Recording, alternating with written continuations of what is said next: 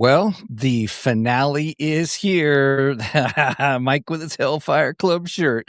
Oh my goodness, everybody. We are so thankful for this day because we are going to have an interesting conversation about the finale to Stranger Things here on Two Geeks and a Microphone.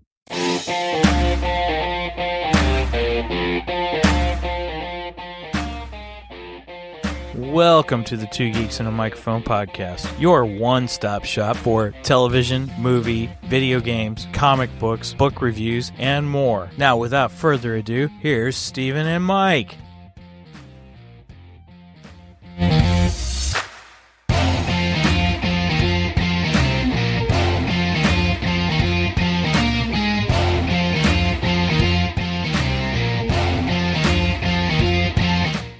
Hello there. So who talks first? You talk first? I talk first. I will talk first. Good morning, everybody. Welcome to the show, Two Geeks on a Microphone. I am your co-host, Mr. Stephen Bosser, along with the one, the only, the guy who has retreated back to the 80s today, Mr. Michael Shanks. Mike, say hey to everybody. Good morning, all you geeks out there in Geekdom Land, and Happy New Year's. Happy New Year. Happy New Year, yes. And what do you mean retreated back to the 80s? I never left, dude. Oh my goodness. In the show, when it said class of 89, I was like, hey, that was my year. Oh, I was geeking out, and I have something special for that. Okay. All right. Should be good. I will reveal that when we get to the graduation discussion part of the episode, though. Right on. Look at this. Zig is already with us. He's in the house. Whoop, whoop. He also said, Zig. Happy New Year's. Happy New Year's, Zig. So glad you're here with us this early Saturday morning of January 3rd, 2026, our first show for 2026. I got to remember to change that for our early release podcast stuff because I do them by year. So like it's still episode 300 and something. And then, but I do it as volume. Yeah, I've always put the year in there. So should be good. So, all right. Well, we've got a jam-packed show. I'm just saying, hey to everybody in the chat. Welcome. Oh, by the way, Brenda says, hello, Zig. Yeah, I got a feeling we might go over a little bit on today's episode because, yeah, like you said, it's jam-packed. We got a lot of things to cover. We got geeky news today. Okay. I got a really cool Geekdar, and then we got some cool stuff coming up in the show today, too. I got a couple little surprises. One Steven knows about. The other he has no idea. None whatsoever. So we'll see. Hopefully he doesn't hop a plane and come over and kill me afterwards, but all right, well, let's just get right into it then. Let's go with our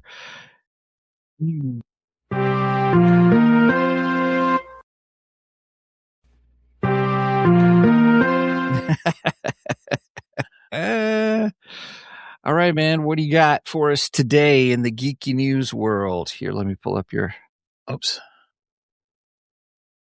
Okay, to start with, oh shoot. Okay. Oh, you want me to share? Yeah. Oh, yeah. This one? Yeah, you're going to play the trailer. Oh, yeah. Okay, You talk about it. What are we about to watch? So, to start with, The Muppet Show is returning. Yay!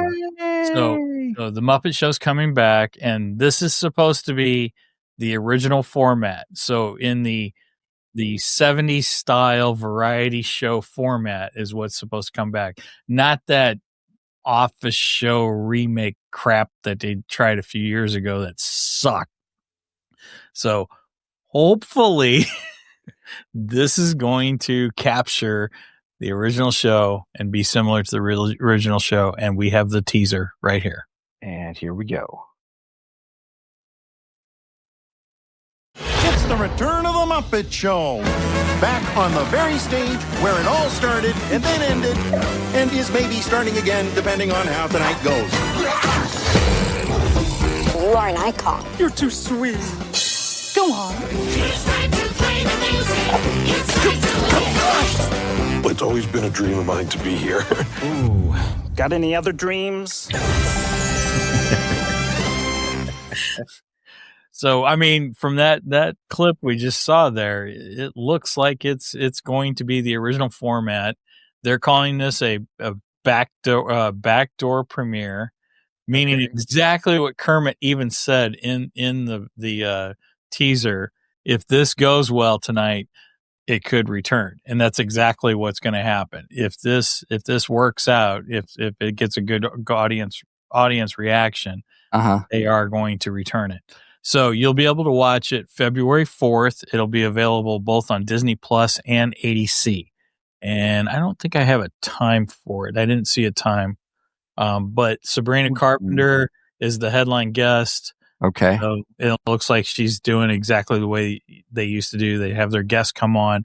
Their guests would kind of co-host the show with Kermit and so on and so forth. And I'm sure she'll have a musical number just like they used to do and stuff. So it looks like it's going to be pretty fun. I hope it's good.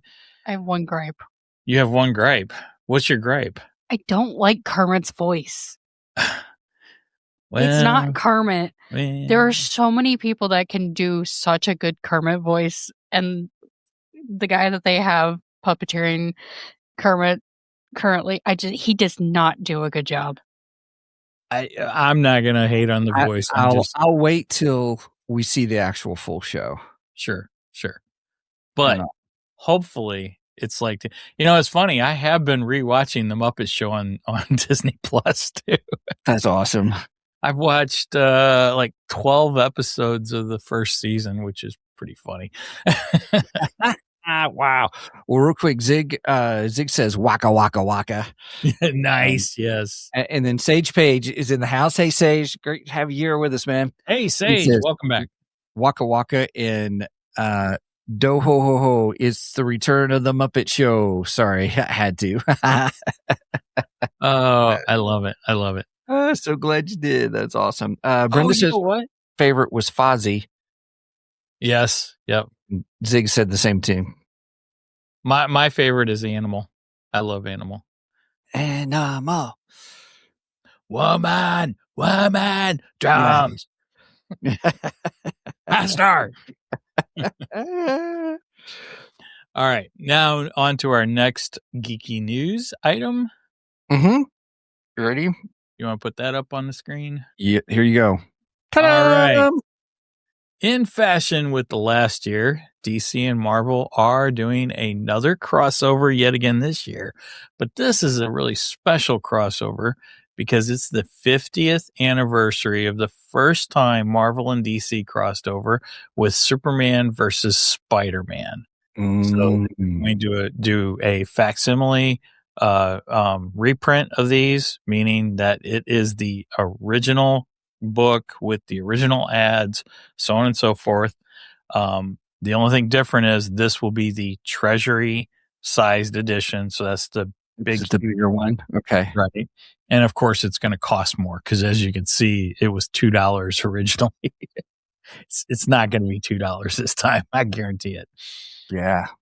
But anyway, it's the 50th anniversary.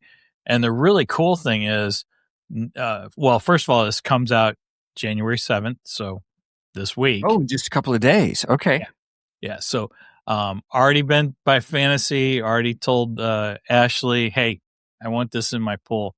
Of course, she's not going to be able to fit it in my pool because it's too big to fit in the box, but it'll be set aside. It's too big. Oh, sorry.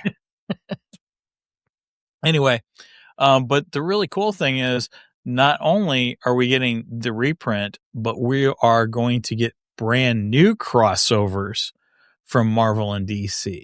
So they will publish Superman, Spider-Man #1 in March, followed by Marvel Comics publishing Spider-Man, Superman #1 in April.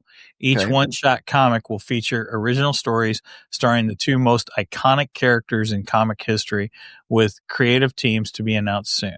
So you're not only getting the original, but later in spring of this year, we're getting all new stories with the two characters crossing. Cool. So I'm excited about that. I thought that was really cool. I just found out like a few days ago this was happening, and then went into fantasy last night. I'm like, I need this in my pool. Yep. Roger says, we're going to need a bigger box. I got that reference. We're going to need a bigger boat. Nice. Cool. Nice. So, Okay. 70s goodness being relived there. I love it. Awesome stuff. Very nice. Oh, you know what? We should also mention this week, we will be doing another Creator's Corner. Yes, Tuesday night. Yes. Oh gosh, I can't remember the author's name. Here's what I'll here. Let me do Help this me out here. This is a little impromptu. I forgot about this until last. Yeah, second. no. So we're gonna have an author on, everybody who's a guest. Let me pull up my here. His book looks a lot of fun too. I started reading it. Oh, did you? Good. I did. I've read the first couple of chapters, and let me get the I'm gonna pull up my Kindle and see if I can. I share my screens on. I didn't do it as screen as much as give me just a second. Sure. Because I want to show it to everybody. I can't remember his name. I will when it pops up on the Kindle thing here, because I was going to try to look it up, but okay. Oh, here's a question. Once you go, while I get this set up, Sage has got a question. Oh, okay. So Sage says, so if the comic is canon and the rest of the rest that follows are canon, does that mean DC Marvel are officially aware of each other's existence? Like when Strange looks at potential universes, now does he see DC now too? Oh, that's a great question, Sage. I wished I had an answer for that, really. I mean, I would like to say yes, that's true. That would make it canon, and that the DC universe and the Marvel universe can somehow see each other. But I don't know. We'll have to wait and see what Marvel and DC see for the official answer on that. But that is cool. And yes, I think Doctor Strange should be able to see the DC universe. Yeah. That's my just my take on it, but yep. Let's see. Okay, I've read the first 4 chapters. Let me see if I can get it to I'm on chapter. I just started chapter 5. And then Sage says, based on Loki's knowledge on the Nexus events, that it will cause. Yeah. That would be interesting. That would be interesting. I'm up for it. Yeah. All right. So here is it's my screen like that. Here, I'll move it a little bit more to the middle. So this is so the name of the book he's talking about, it's Mark Wilson.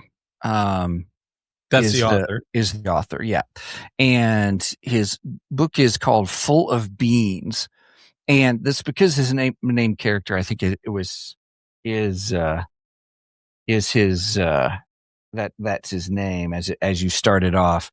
But if you look, he's got here, and those who can't see it, he carries a Polaroid camera with him, and then he's got his briefcase with him. And what he does is he's a PI, he's a private investigator character. And what's interesting about it is he even says he's not a really good one, but what's funny is he has this ability that if he takes pictures of different places and writes on them the time that he saw them, because he has the ability to go back in time and back in time. I saw that. That was good, Mike. That was a good one. So, he focuses on his Polaroid picture that he takes, and then he goes back in time. So the beginning story is kind of like there's a cheating husband or something like that, the typical PI kind of a stuff, but there's something that begins to open up more and more.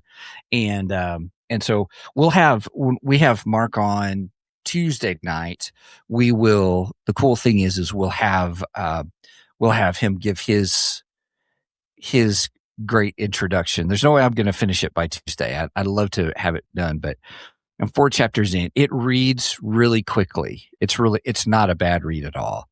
I've enjoyed it so far. Here's the characters. Here's we're starting to open up into more. Okay. His limitations and stuff like that. And, so it's good. I think it's going to be a great, I do think it's going to be a great interview.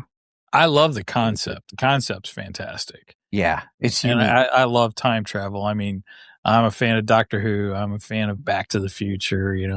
I'm a fan of all kinds of these time travel stuff. So, the idea that he time travels through Polaroid pictures is just hilarious. I love it. Yeah, he has to take a picture of them in order to get back and stuff, and he doesn't know how long he can stay.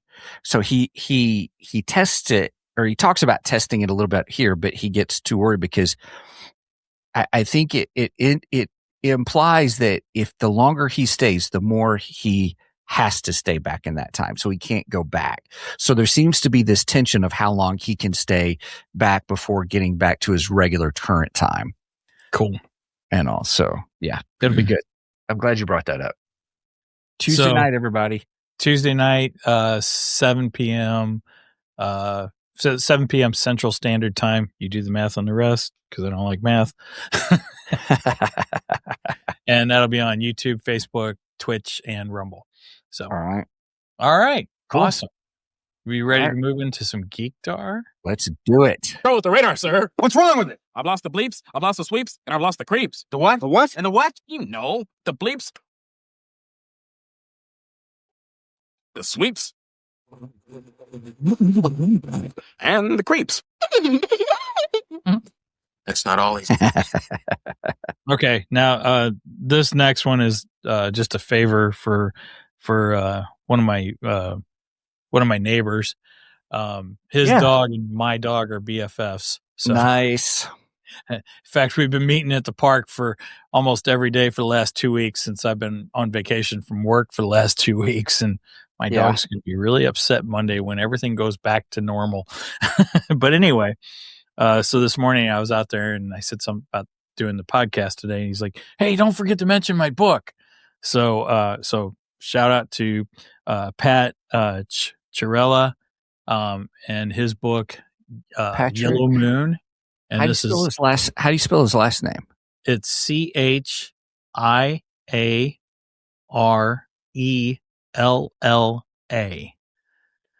But he has last name.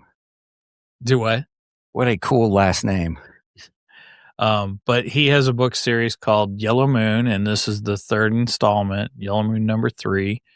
The dark side of the Windy Cool. Windy Cool is the main character in the book. And it's available on both Amazon and Barnes and Noble, so you can get it in either of those places. And I'll be honest, I haven't read it yet just because I've got so much to read. Here's I see Yellow Moon, the first one on there. We've talked about him before. It is on Kindle. Mm-hmm. Yellow Moon 3, I don't see on Kindle yet. I see it on hardcover and paperback. Yeah, I don't know. Yeah, I don't know if he got it on Kindle or not. Okay. Because he didn't self-publish like you and I did, so. Oh, okay. It may not be available as an ebook, but you can get the hardback or the softback, I believe. Yes, right? You can. Yes, there's paperback and hardcover. Yep. And again, those are both available on, or all three are available on Amazon and Barnes and Noble. Okay. All right. My Geekdar. Your Geekdar, yes. I have been diving into the Absolute Universe. I think yes. A couple weeks ago, I got Absolute Batman, and I read Absolute Batman, finished it. Oh my gosh, so good. We will be doing an Absolute Batman episode. Oh, great. Okay. That is if I can convince Steven to read it. I got it right here. Awesome. Well, there's 6 issues. You got to read all 6. They are available on DC Infinite too. Okay. But then I got Absolute Flash. Oh yeah, you mentioned this was coming out. Yes. And I finished this the other day. Oh my gosh, this is so good.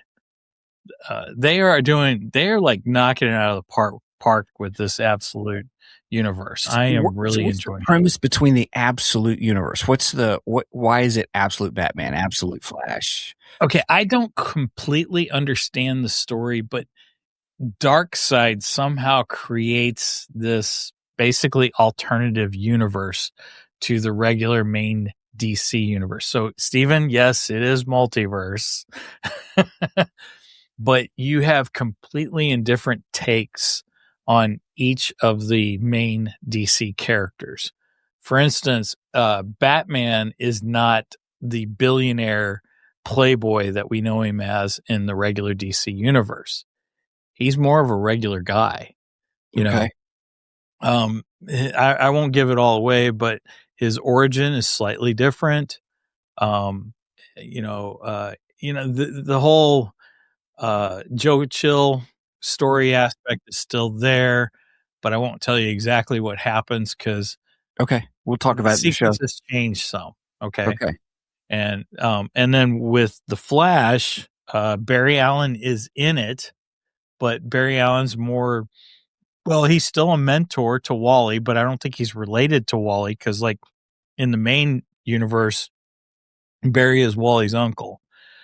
In here, I don't think he's related at all, but he is still does still play the mentor role to Wally in this universe. And but Wally is a army brat. His father is living on base, and Barry is heading up experiments that he brings Wally into, and accidents ensue, and Wally becomes the Flash, and so on and so forth. So, and his rogues gallery, they're all kind of under Wally's father's control, which is wild. So they're all sort of part of the military. I'll have to let you read because I want to do an episode on Absolute Flash also. Okay.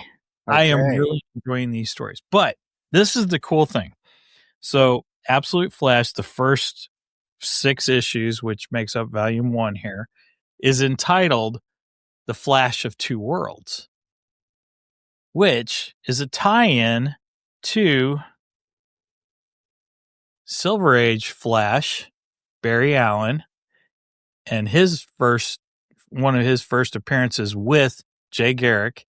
And this is, well, it's a facsimile reproduction of the Flash of Two Worlds. Okay.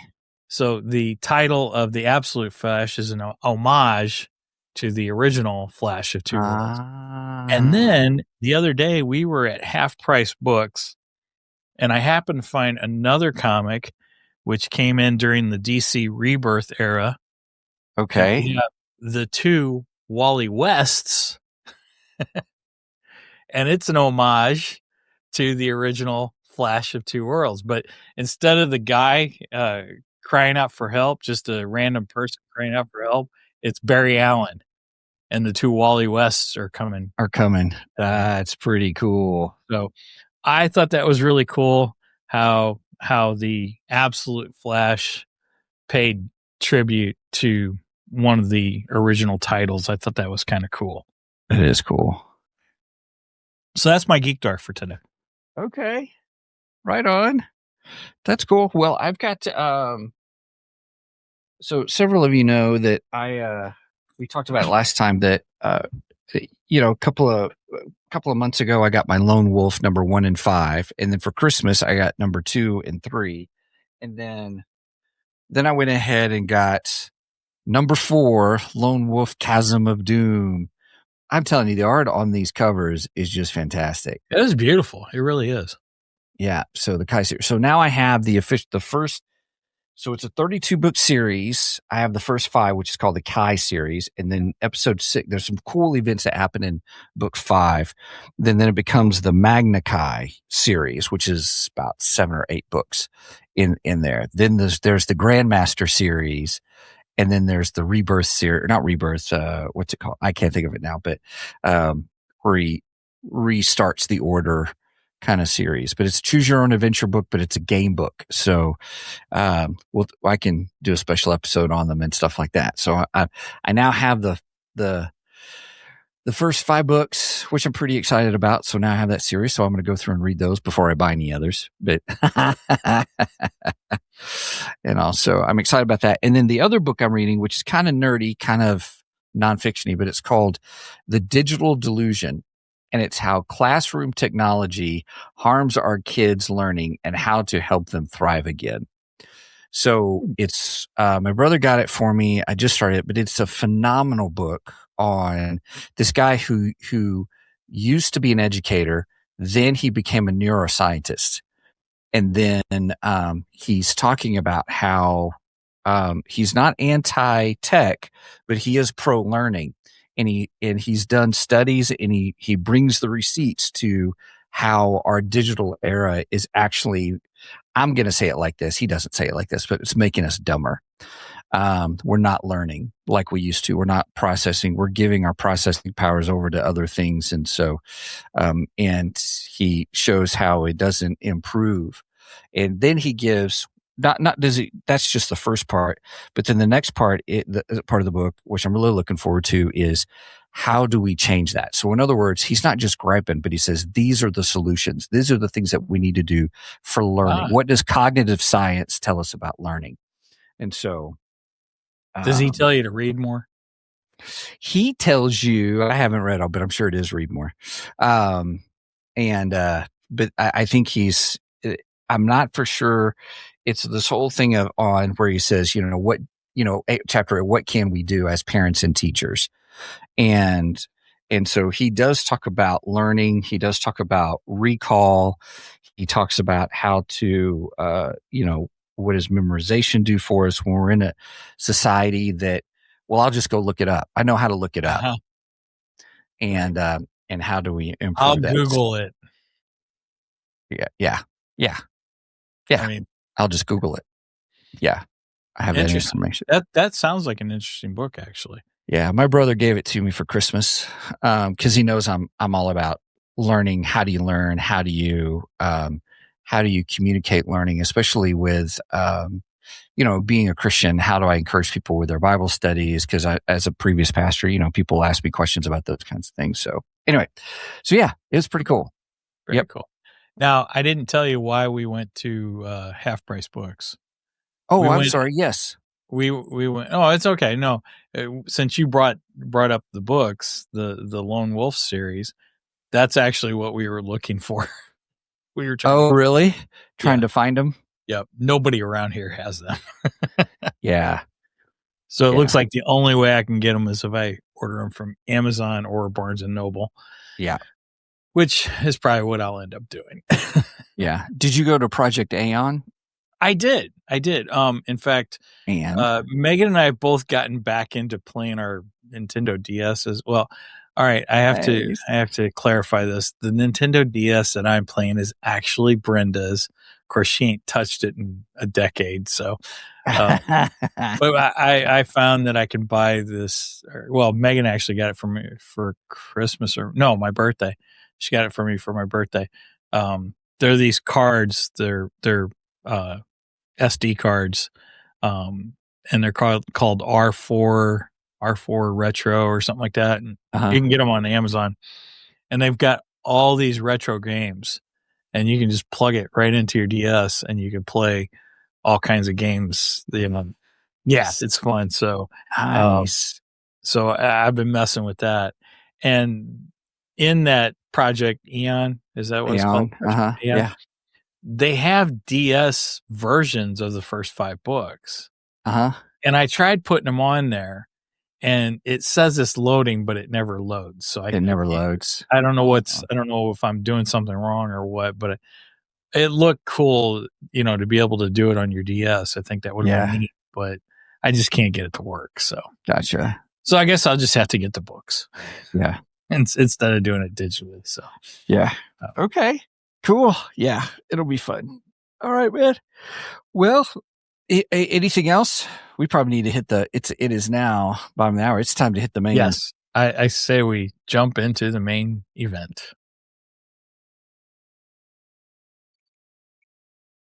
It's time for the main event. All right. Okay, let's do this. I'm excited. All right, here, everybody. We're talking Stranger Things, season 5, the last episode, episode 8, the finale. This not the season finale, the series finale. And if you have seen it, please chit chat in the chat real quick. We've got Nathan saying, "Hey guys, Hey, nice to Nathan. have you with us, Nathan." And interesting. Must be talking about. I don't know sure what we're talking about. That was listening because I missed that. Sorry, I try to keep up on these. Angie is in the house. She says, "Hey, y'all." Hey, Angie. Glad to have you here with us. Now, if you've seen it, please comment below saying that you've seen the episode, because here's why. We can't do this show without spoiling. It is going to be totally spoilerific. Mm-hmm. Zig says, this episode was a love letter to 80s nerd culture. Nice. That is true. He also says he has seen it 3 times. I've seen it twice. Angie goes 1.5 times. So Angie goes real quick. She goes, yeah, I did. She goes, mind blown. Nice. I see what you did there. That's pretty funny. Brenda gave it 3 hearts. Nice. And also, it's going to be spoilerific territory, everybody, and everything. And so, Roger, never saw any episodes. Well, that's okay. He's Roger. missing out. That's okay. We all have our things we like and stuff, but we're glad you're here to comment and be snarky.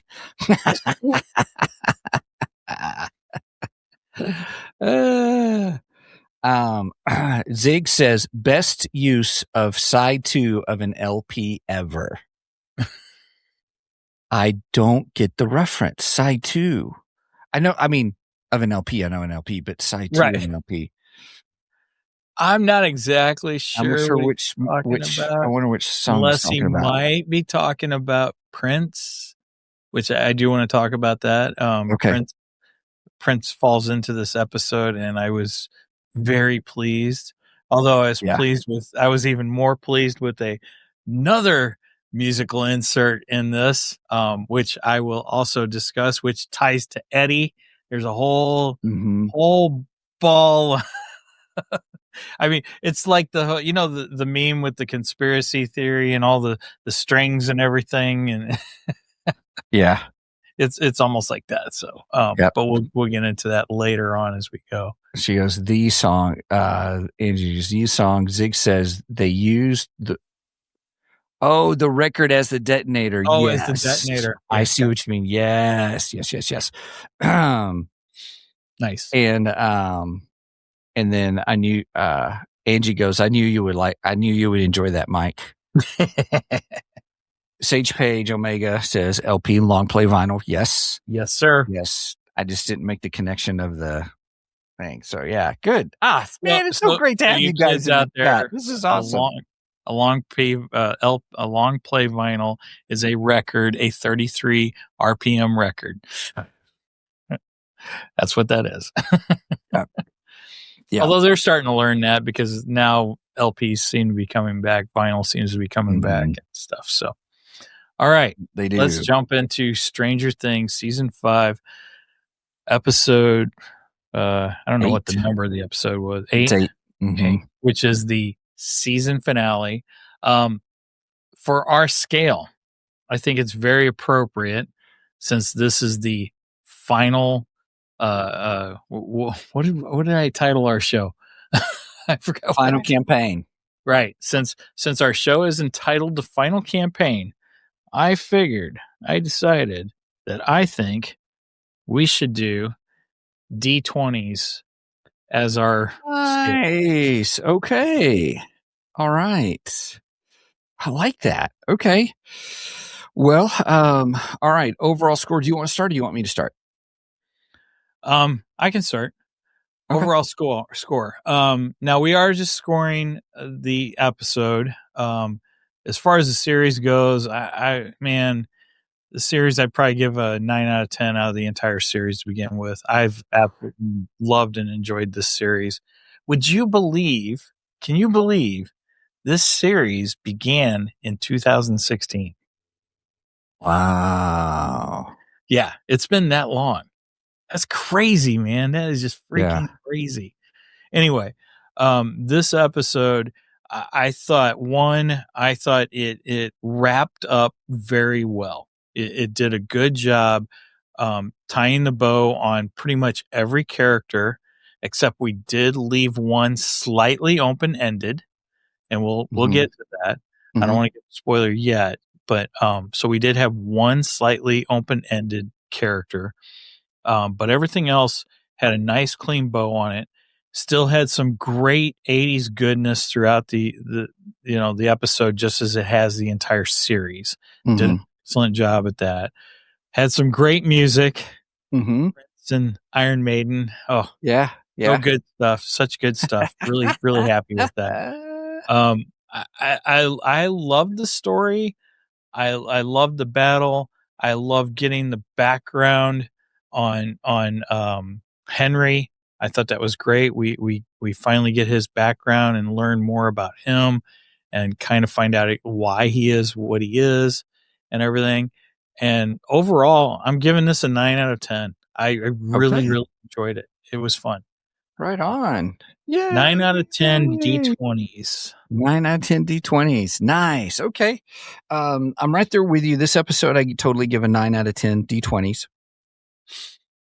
I thought it did a nice job of bringing everything they could to a close. There's still some loose ends, but I mean, you've only got so much time you can put stuff in. Go ahead. Angie's up there. Yeah. So Angie said, I'll get it. Angie said, I give it a critical hit, 10 out of 10 D20s. Nice.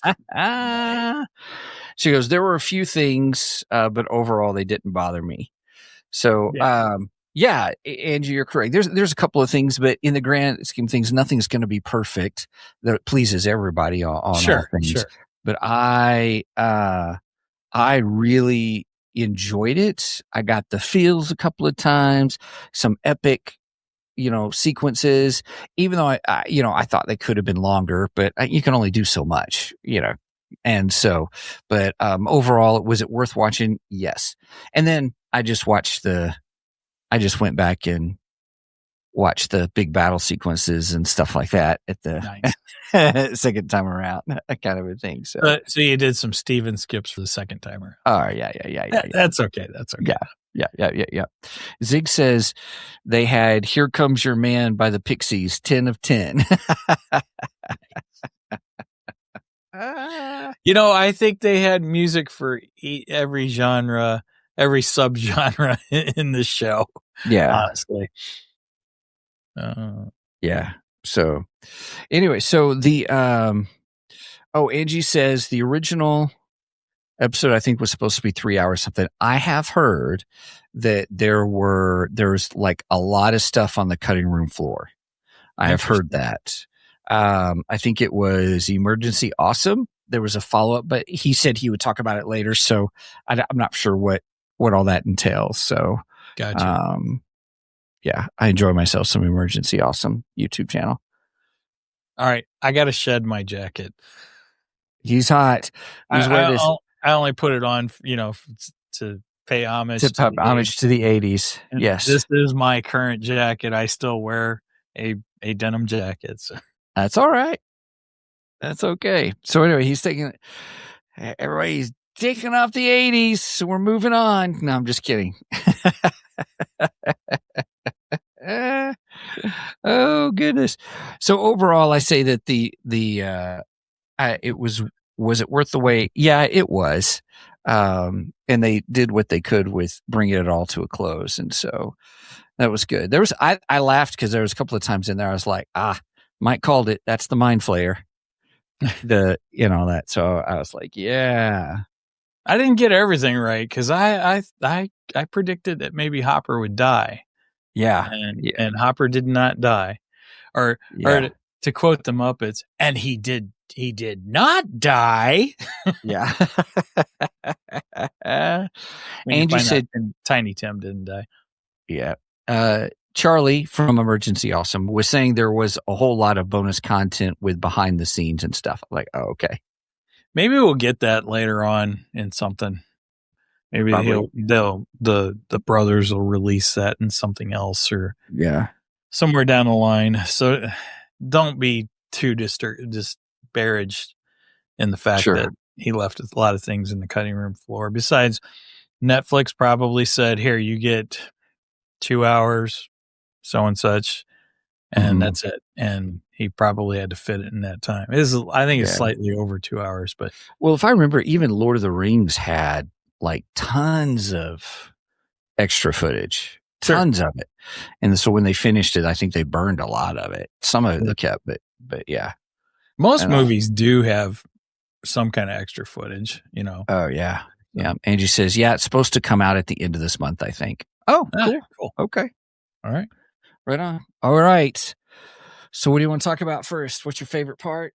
Well, you know what? Let's do something fun. Yeah. I'll give a shout out to Roger. Roger sent me this yesterday. So it turns out that in one scene, I don't remember if it was in this episode or one of the other episodes, but there's a scene where you see what's his name? What's the character? I can't think of the character's name. The guy that gets all the stuff for him. Anyway, you see his phone, and back in the 80s and 70s, our phones, especially the ones with the dial, had our number in the center. Or you could put it in there, yeah. Well, you see his phone number, and what's really funny is his rotary phone, right? Yeah, his rotary phone. What's really funny is his phone number is 618-625-8313. 618 is my area code. That's correct. That was hilarious. And they're in Indiana, so I don't know why they picked 618, but they did. Murray, thank you. Yes. Anyway, Murray. All right, so we are going to call Murray's phone number here on the air. So let's test. He's dialing the number. You have reached the residence of Murray Bauman. Mom, if this is you, please hang up and call me between the hours of 5 and 6 p.m. as previously discussed. If this is Joyce, thank you for calling. I've been trying to reach you. I have an update. It's about, it's probably best if we speak in person. It's not good or bad, but it's something. If this is anyone but my mother or Joyce, well, you think you're real clever getting my number, don't you? Well, here's some breaking news for you. You're not clever. You're not special. You are simply one of the many, many, many nimwits to call here, and the closest you will ever get to me is this pre-recorded message. So at the beep, do me a favor, hang up, and never call here again. You are a parasite. Thank you, and good day. Sorry, this mailbox is full and cannot accept any more recordings. Thank you for using the voicemail system. Goodbye. So if you call the phone number, that is actually what you get. Yeah. You get a voicemail. That's awesome. That is awesome. Yeah. Now, there is another phone number. I'm not going to do that one because it's not as hard loud to hear. It's hard to hear. Yep. Angie says that's because Murray is originally from St. Louis. So 618 is the Illinois side of the St. Louis area. Right. Yes. And Angie's like, yay. And then Zig's I thought that was pretty cool. So thank you, Roger, for sending me that because that was a fun bit. I enjoyed that. Yeah. There's jazz playing in the background. Yeah. Which, because at one point he gives, oh gosh, why can't I think of anybody's names? Gives the one character a jazz tape or something and says, here, you should listen to this. But anyway, let's move on, shall we? Sure.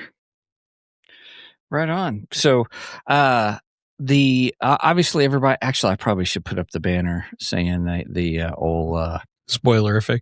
We are in spoilerific territory, everybody. Ta-da!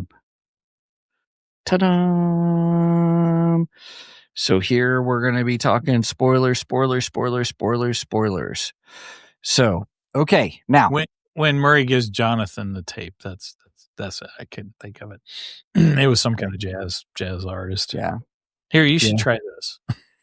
Zig says, or Angie was saying, was it Coltrane? And then Zig said, yes, Coltrane. Yeah, it was Coltrane. That's exactly what it was. Nice. Okay. All right. Well, anything else you want to go over? No, let's dive into the episode. Okay. Dun dun dun dun dun dun dun dun dun dun dun dun dun. My favorite part. Can I talk about my favorite part? If you have not watched Stranger Things, the series finale, stop right here, pause, go watch it, come back, unpause. There you have it. There you are. All right. Okay. All right. Very yes. nice. What was your favorite part? Finally having the big bad battle was my favorite part. The big battle. That was good. That was very good, actually. Yes. It was. It was pretty cool that it pretty much did take Will's power plus L's, which is what I said, and a little bit of the sister. I always forget her name too. Kali, thank you. Kind of took her help too. But it was mainly Will and L that were able to break them. Yes. It was cool. Yeah. It was great. I once my favorite scene, and it was a superhero scene. I don't care what anybody else says about it, but where you see the big mind flayer roaring, and then you see Elle jumping, doing the big jump, and it was almost like a Spider-Man jump, kind of, and then you see it head on, and then you see her coming. It was like she was going to go into the mouth, kind of a thing. But it was like, yeah, that's some pretty cool superhero kind of stuff going on with that. So then when she, and then she opened up, and then she flew right into the main area, or the main battle area with Vecna, kind of a thing. So yeah. This was one of my favorite scenes, exactly what Zig is referencing here. Joyce gets the last swing. Right. Yeah. And even Kelly, that was one of her favorite scenes, because she was like, he goes, that's my favorite line. You mess with the wrong family. I love that. I love that line too. It was awesome. Yeah. And then you started getting all of the flashbacks to different scenes with each of the families. Each chop. Right. Yeah. For the same scene where she's chopping off his head, and I was like, chop. And I'm like, and another chop in a flashback scene, and another chop in a flashback scene. And part of me was like, man, how many chops does it take? Kind of a thing. Because, you're getting these really cool images, but part of me was just like, good night. That's a lot of chopping wood. Well, I mean, okay, she is kind of a small woman, so. Oh, fair enough. Fair enough. He probably just doesn't have the strength to go right through it. And I imagine he's got a pretty thick neck, so I thought it was well done the way they did the flash. They did a chop, and then they did a flashback, and a chop, and another flashback. Right. I thought it was. This is for my brain was going. This is for this one. This is for this one. This strike. It's all the things that you did, the lives that you took away from us. Right. Yep. So yeah, that's that. I'm not going to say is my favorite part, because I think my favorite part goes to the graduation. Which really? Yeah. Okay. All right. We'll get to that. We're not quite there yet. We'll get to it. Oh, okay. I was just doing favorite parts. Okay. Yeah, sure. All right. What else do you want to bring up, chit chat about? I wanted to bring up the Prince thing. So, in the one scene, I'm trying to go back to my notes here where I'm talking about Prince. Dun, dun, dun, dun, dun. Let's see. Oh yeah, okay. Prince moment. So we get When Doves Cry, and then we get Purple Rain, and they're back to back. We get them both, which I'm like, oh, two excellent Prince songs. I love it. But the music has just been kind of like the blood of this series, because we got so much iconic 80s music throughout it. And like I said, I think they've hit like every subgenre. You've got pop music in here. You've gotten some jazz music here and there. You got heavy metal. I think we've had some hair metal in there. So I think they just hit every freaking genre, every freaking subgenre they possibly could. And the Prince just back to back, Doves Cry and Purple Rain was just perfect. It was beautiful. I loved it. I absolutely loved it. It was fantastic. And two excellent Prince songs. The only other Prince songs I could have said would have been awesome would be Little Red Corvette in 1999, but they wouldn't have worked with the scenes, and those two just worked really well with the scenes. Yeah. Especially, Purple Rain, and you kind of had the memories between Will and Elle over the top of Purple Rain, and it just worked beautifully. It was well done. Yes. I hats off to the brothers on that one. They did. Yes. They did.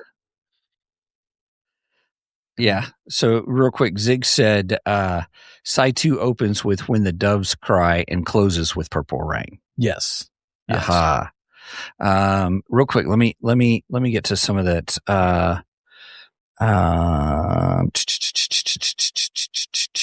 Holy cow, there's been a lot of stuff. Yes. So Angie goes, Death and Carnage.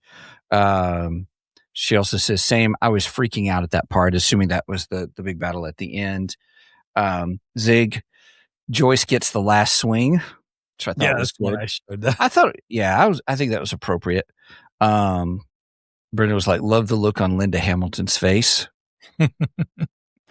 Angie, it wasn't a pure critical hit because it wasn't all at the same time, but still. Yeah, she goes. I think she's referring to Joyce chopping off his head. Yes, I got you. Yeah. Yeah, she goes, Angie says, I was totally yelling out, well, that is a critical hit, or that was a critical fail, LOL. Nice. She said the cinematography was insane. I agree. The big ending scene looks more in scope. I mean, like cinematography. I mean, you got this big images. You get that scale. That's the word I want to say. Yeah. The scale of it was just incredible. Did they show this in theaters? I don't think so. No. Really? Because man, this would have been a good one to go see in the theater. Mm-hmm. And maybe they will. I actually wouldn't mind going to see it in the theater. Yeah. Did you notice when Zig says, did you notice when the Mind Flayer was sleeping, it looked like the castle in Dark Crystal? I thought it was similar to it as well. I wondered. Yeah. Someone had made a comment about it, and I looked, and it's sort of not quite the same, but still, yeah. I like the callback they did when they all see the big spider looking thing. The Mind Flayer? When Will goes, that's exactly what I saw in my vision. And they take you back to season 1 when Will was captured and he was seeing everything. Mm-hmm. I thought that was nice. I like that. Yep. Yeah. Angie then asked, did you notice each party better exemplified their D&D character? Yes. And I thought they did a really nice job of bringing that out more for people to see it. Yep. They highlighted it very well. They did. Angie says, I was bawling my eyes out when they did the flashbacks. Nice. Zig said, same. Agreed. Angie, Zig is ditto. Yeah. Yeah. Angie said that was my second favorite part, Mike, the graduation part. So Nice. We'll get to that. That'll be interesting to talk about. I totally thought Holly was going to have to dimension door them out. That's a good question. That's a good. I don't know. I think that. Oh yeah, it's the whole too. Back to the thing. Angie said the bros did good. Yes, agreed. There's where side 2 opens when the dove cries and closes with purple rain. So he was connected with that.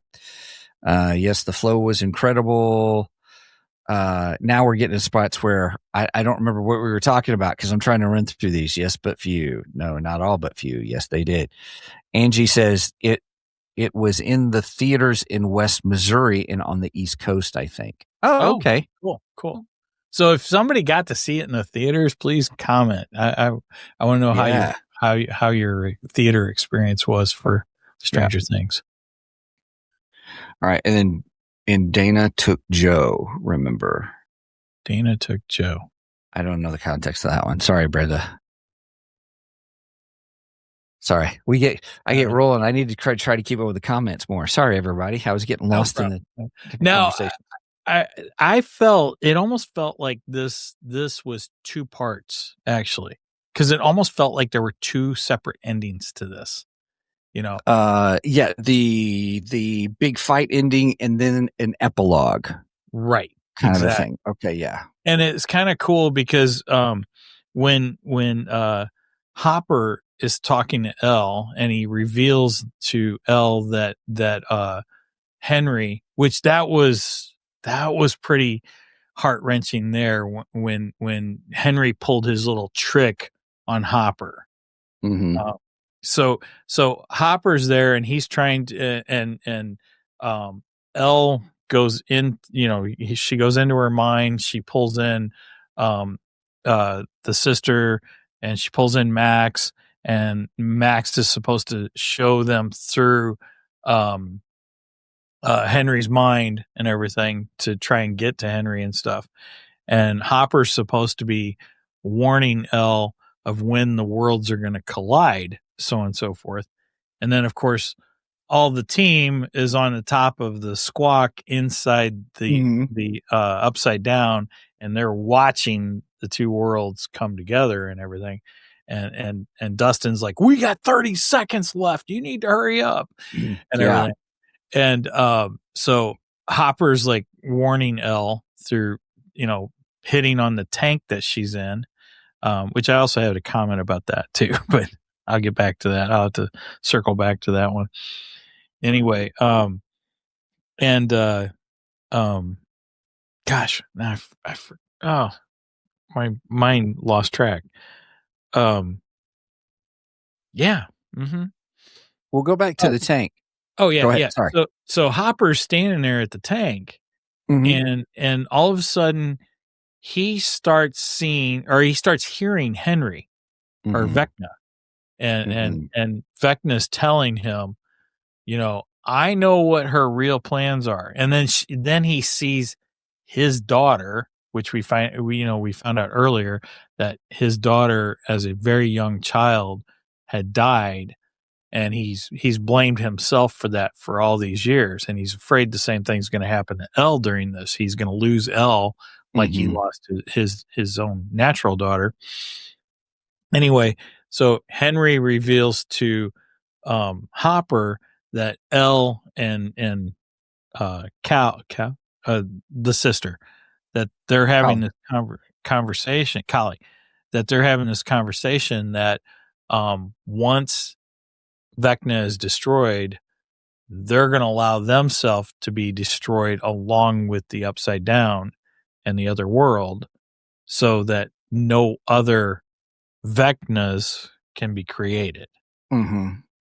So, and then all of a sudden, Vecna appears to Hopper in front of the tank, and Hopper starts shooting. Vecna was never there. He was never actually there. And he's shooting the tank, and he shoots Elle. Yeah. That was pretty heart-wrenching right there. I was like, yeah. We were like, no, Right. oh no, what's going on? No. I mean, it would be bad enough that Elle dies, but to have Hopper kill her, that would have been no. We can't have this. You're right. So I'm glad it did turn out to be all an illusion, actually. Yeah. He didn't actually shoot her, but he thought he did. And it made it to where he started banging on the glass to destroy the glass to pull her out of her own mind and everything, to get her away from Henry. It was his way of getting her away from him. Yeah. Which was pretty ingenious, I have to say. Agreed. I thought that was cool. Yes. The other thing I wanted to circle back to. Yeah. So when she first goes into that tank, she puts on that diver's helmet thing.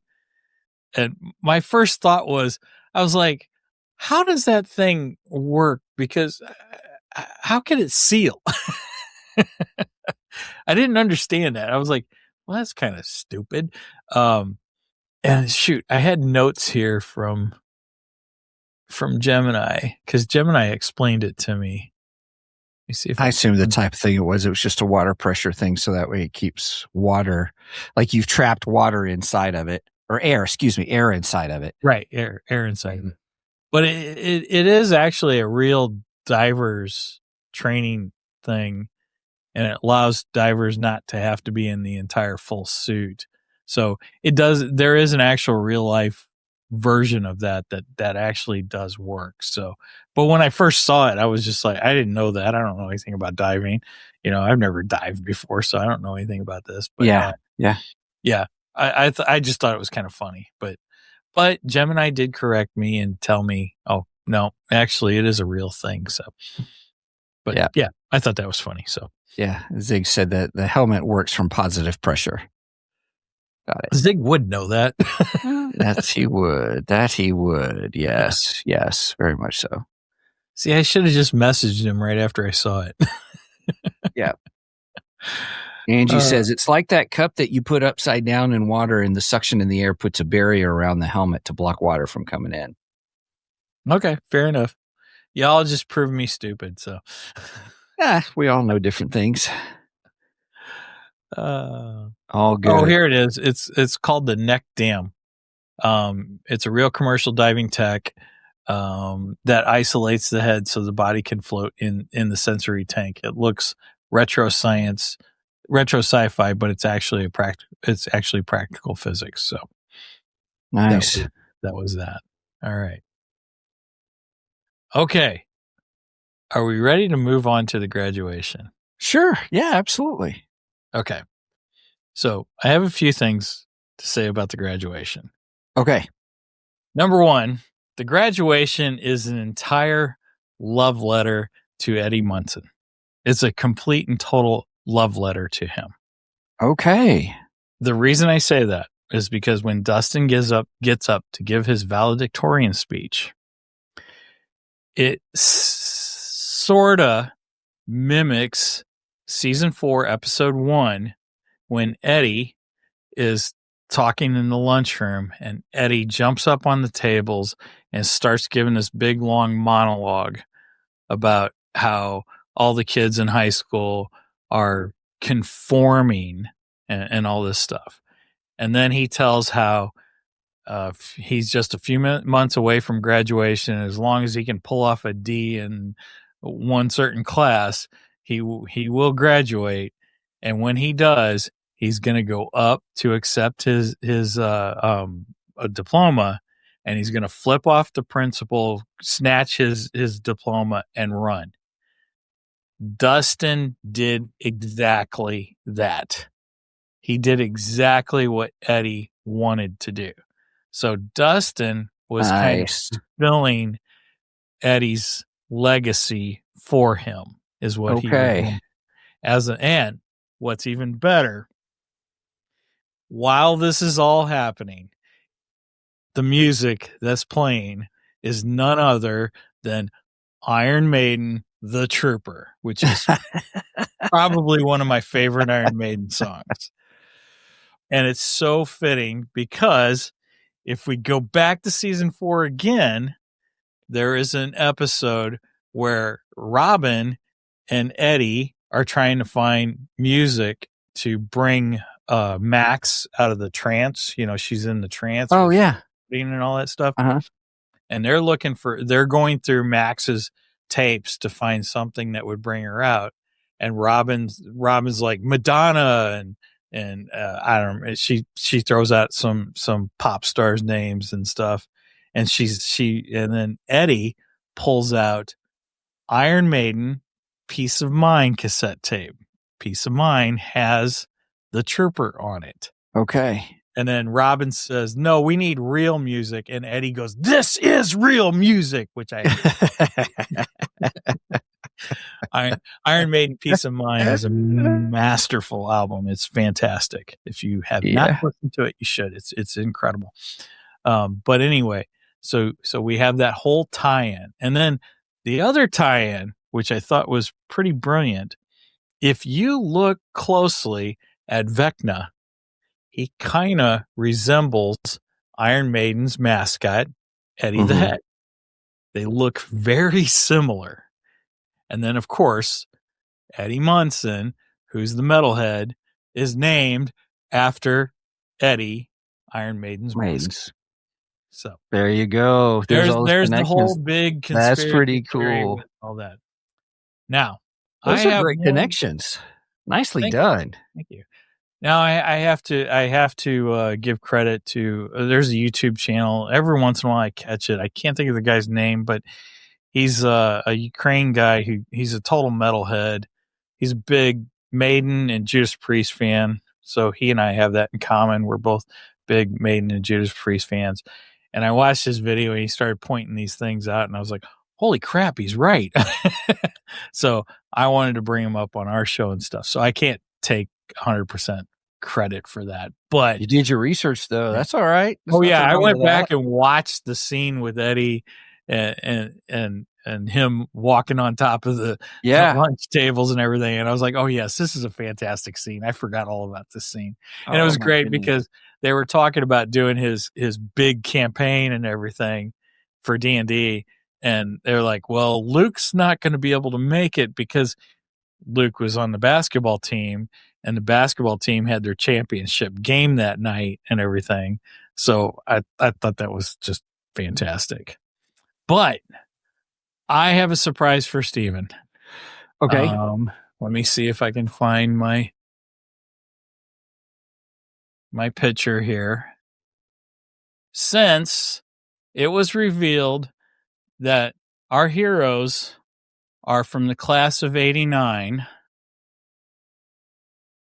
I did something here. And Steven, you want to go ahead and share this? Yep. I kind of freaked out. I'm like, oh my gosh, they're class of 89. Well, Steven and I are both class of 89 also. Yeah, why is that not coming up? Oh, okay. Hang on. Give me a second, everybody. Let me make it. There we go. And nice. Holy cow. Whoops. Wait, what's going on? It disappeared. What happened? It did disappear. Oh. There it is. Media share. Oh, it's media. Okay. Look at that, everybody. Can you see it? Okay, there. Oh, did you see it? All right, here. Let me delete that. There it is. There we are together. Oh, here. Let me change I'll make our things. Here. Let me switch us on the screen. So then that way. So we're on the right sides. We're on the correct sides. Yeah. Sorry. I guess I did it backwards. Oh, anyway, my goodness. Look at that. So that is mine and Steven's senior pictures from our yearbook. Since we were a class of 89. So you can see what we look like in the 80s. So in the chat, do we look like we could have fit in with our crew? with the I think so, by golly. Here goes Zig. Goes, look at those children. Yeah, we were young. We were young. Holy cow. I would have been 18 at that time. Yeah. Yep. Man. Yeah. But I thought it'd be fun. They were class of 89. We are class of 89. it'd be fun to show our senior pictures. And I have to thank Roger for that one again, because I didn't get the yearbooks. I just wasn't into yearbooks. He got our yearbooks, so I was like, hey, I need to borrow your yearbook for '89 and Nice. get, copies of Nice. so there Zig you have says it. nice haircuts. Yeah. Thank you. Yep, me and my mullet. Oh gosh. Yep. That is funny. Holy cow. I haven't seen that picture in a long time. I figured you hadn't. Wow. Yeah. That's why I that's said a great surprise. I was like, hopefully Steven doesn't hop a plane, come out here and kill me for this. No, not at all. Not at all. Not at all. That's awesome. And it took a lot for me to show that picture, because I've been hiding that picture for years. Oh my goodness. That's us in our 80s goodness. Man. Right, where we had to wear a tie or something like that, if I remember right. Yeah. I think mine. No, you know what? Mine can't be my prom, because my prom tux, I had a bow tie, so that's not my prom tux. Yeah. I don't know. Anyway. Oh my goodness. Now, if you think about this, the kids graduated in '89. That makes them as old as us. Yep. They're in their 50s now. Yep. I was going to do an AI thing of what they would look like in their 50s, and I forgot to do it. So. Oh, that would have been cool. Yeah. Take a picture, move it. Brenda says, hey, I fell in love with that boy. That's awesome. Yep. Oh my goodness. Yeah. Holy cow. Boy, I feel old. Real quick, Angie says, gotta run, but I love the moment with Steve, Nancy, Jonathan, Robin. Think we need a spinoff. I love the way Mike basically, in a sense, broke the fourth wall to tell us the happy endings of the group. Yes. Yeah, I like the way the baton was passed from Mike to his sister and her friends at the end when they started playing D&D. Yes. I love that as well. Yes. Yeah, I do want to discuss how they ended this out, because I thought it was real cool. So we have the graduation and everything. Oh, and then Dustin also reveals, he pulls off his graduation gown, and he's wearing a new Hellfire shirt. Club. And if you notice, it says Hellfire Club lives. Yeah. So that's another little tribute to Eddie, basically saying Eddie lives. So I thought that was pretty cool. That was great. But then they get invited to a party, which of course Dustin's just like, yeah, should we go? Should we go? And Mike says, no, I have a better idea. And then we get the scene with all the older ones. So, Nancy and them, and they're all having kind of a little party on top of the squawk, on top of the radio station, and talking about where they're going, in the future and everything, which was cool. I like that. Nice little tie up for the older ones. Yeah. And we got our main heroes. Well, the main heroes decide we're going back home and we're going to finish our campaign.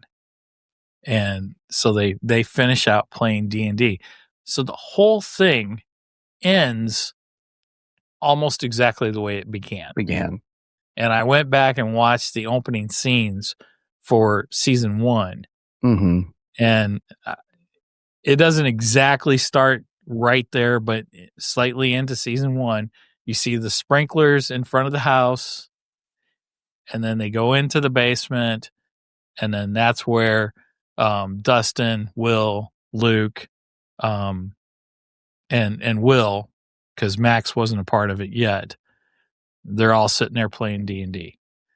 And now we have the same group plus Max who are finishing it out playing D&D. And I thought it was very fitting. I really liked it. I thought the ending was great. Real quick, Christian's in the house. Hey, Christian, good to see you, man.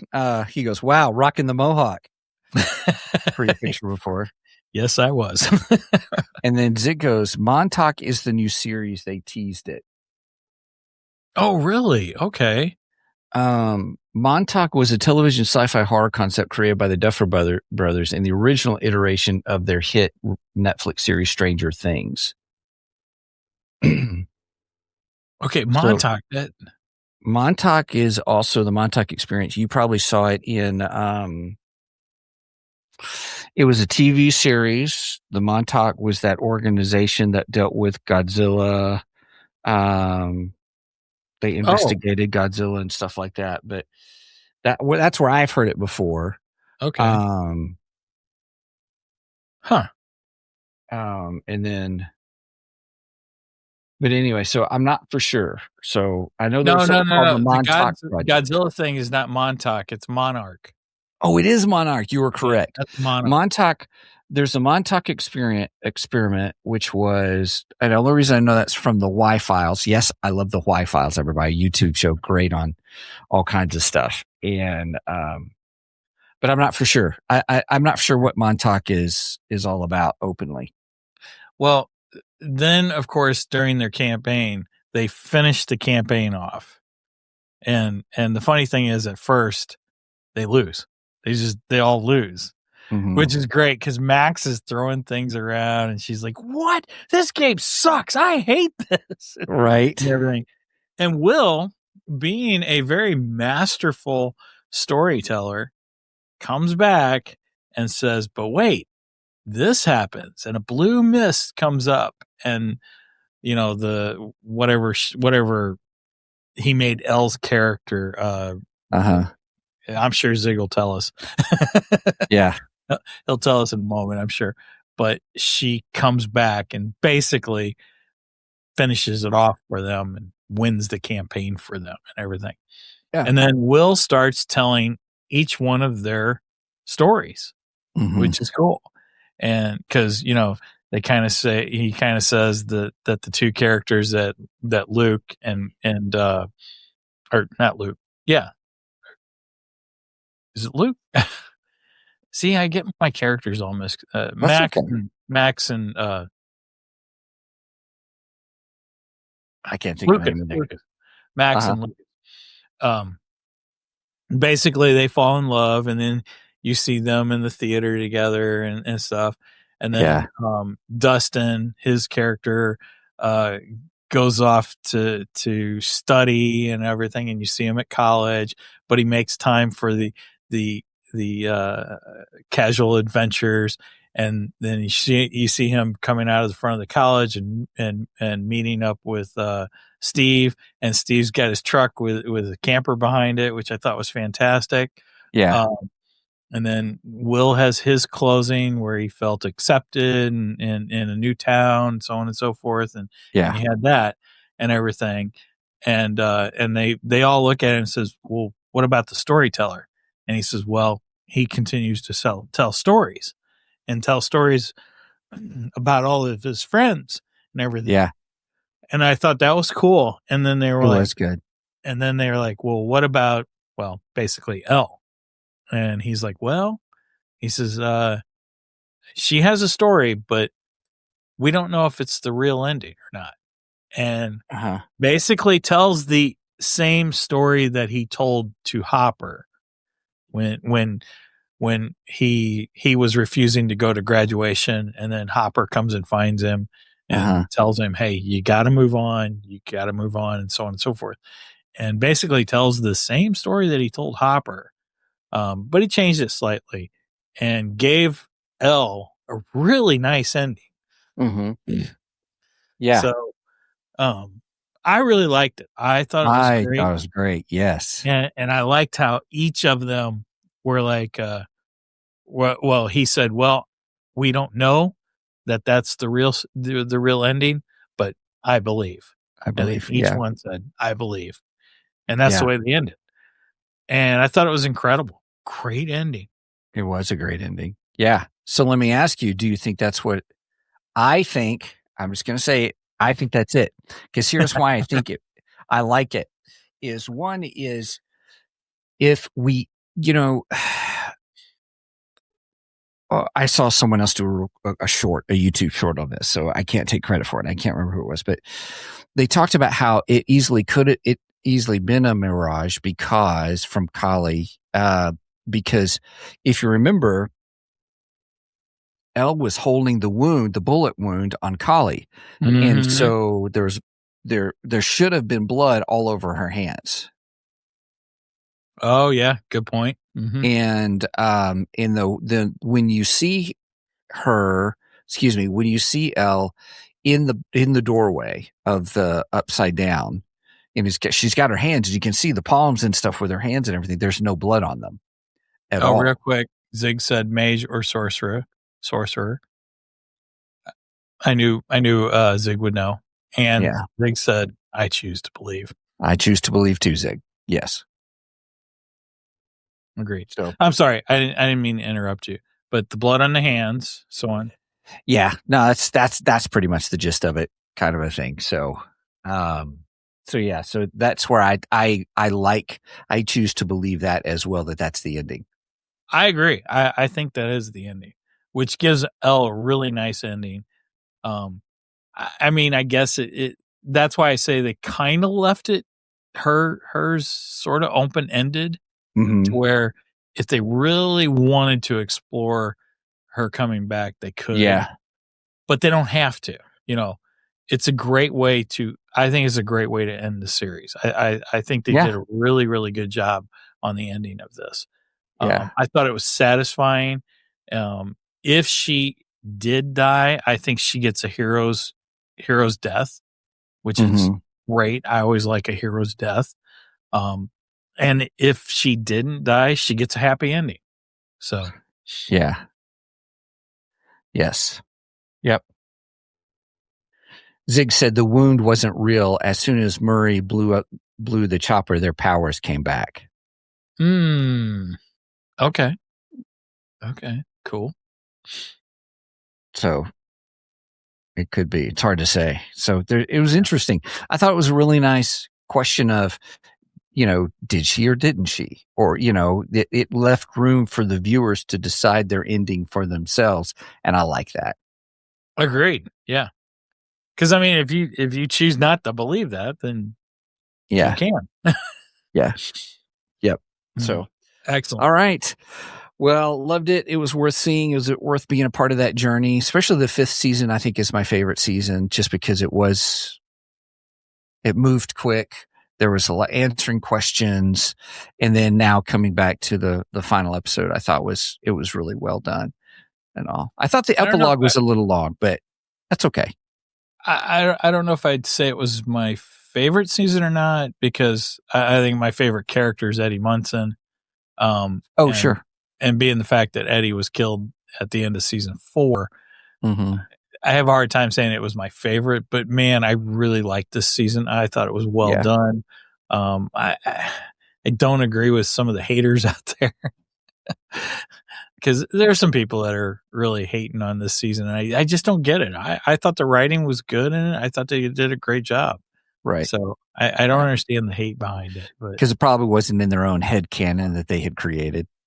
I guess I really didn't have any headcanon for this show. I was there for the ride. I just right. Exactly.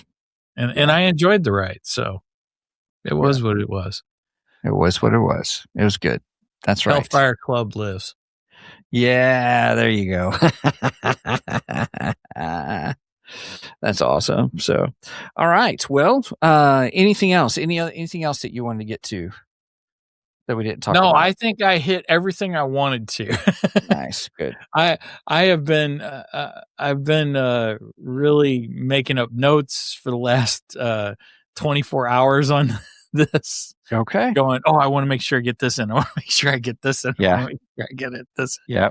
And I think I hit everything. The two most important things to me were the connections with Eddie and Iron Maiden, and then of course showing our pictures from 1989. Because, like I said, I freaked out when. I also I didn't remember, and during the graduation, I noticed there was also a paw print for their mascot, and immediately I was like, "Oh crap! Is their mascot a panther?" Because O'Fallon High's mascot is Panther with VHS, but it wasn't a panther; it's the Tigers. So They had the Hawkins Tigers is what theirs was. Gotcha. And Still a also, cat. what? Still a cat. Well, yeah, it is still a cat, and it was a paw print, so I thought that was cool. Which, is a nice little callback to our class of '89. And also the colors of the school and the colors of their graduation gown and everything was orange and green. And the reason it was orange and green is because the actual high school that they were filming at, that was the colors, so they didn't want to change anything. They just said, let's just run with okay. colors. Yeah, right on. Okay. That's cool. That's all the facts I got. Okay, that works for me. Awesome. All right, everybody. Well, you made it this far. Thank you. It's been a good show, and it was really good to talk through this season and really just the final episodes. It was great. Loved it. So with that, everybody, if you would please check out our website at www.2geeksmic.com. That's the number 2 GEEKSMIC.com. That's our main hub. You can get to everything else from there. But if you want to go to our merch page, we have a merch page, which is www.2geeksmicmerch.com, the number 2 GEEKSMICMERCH.com. Or if you want to help support us, instead of Patreon, we do Ko-fi, ko-fi.com/2geeks. And we have a $1 tier, a $2 tier, and a $3 tier. And what's really cool is we actually, for those who like the podcast or the audio version, if you're not normally watching the video version, we right after this, we go ahead and produce the audio version, and we put that out on an RSS feed that's specifically for our subscribers, so they can get it on Saturday, with the regular episode coming out on Monday. So if you like to do that, and all that money just goes out to pay for all the stuff that you've got to do for shows and stuff. If you want to reach out to us and say hello, you can go to show@2geeksmic.com, and Mike's really good at keeping track of those as well. Anything else, Mr. Mike? Just that if you made it this far, please make sure and go and like and subscribe to us on the socials. We are active on Facebook and on Instagram. Facebook, I try to make posts, funny posts sometimes. Sometimes they might be memes that I stole from other people. All's fair in love and podcasting. I also try and share any kind of relevant facts for each month of, geeky anniversaries, such as, comic book releases and, or significant comic book releases, or even characters' birthdays, or even creators' birthdays, so on and so forth there. So you can get all that stuff there. In fact, I think I got one today that'll be popping up on there. So just go make sure and subscribe and watch for that kind of stuff. Also, you will get information of when we go live. Speaking of going live, we go live every Saturday morning at 9 a.m. Central Standard Time. You do the math on the rest, and we are live on Facebook, YouTube, Twitch, and Rumble, which I think all 4 links work today. So, yay! All right. With that said, any last words, funny anecdotes, etc.? Nope, I'm good. Okay. That was a good show. Thank you. All right. With that said, don't forget, Hellfire Club lives. Please do not skip this episode, because we are much more better than the rest. Cheers. Cheers.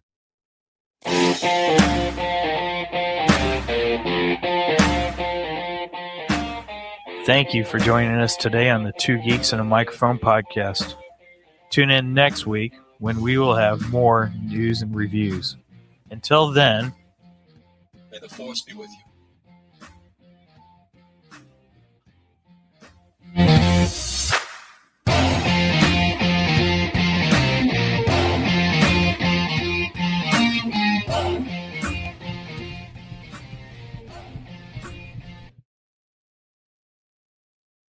I'm going to walk that stage next month. I'm going to look Principal Higgins dead in the eye. I'm going to flip him the bird. I'm going to snatch that diploma. I'm going to run like hell out of here.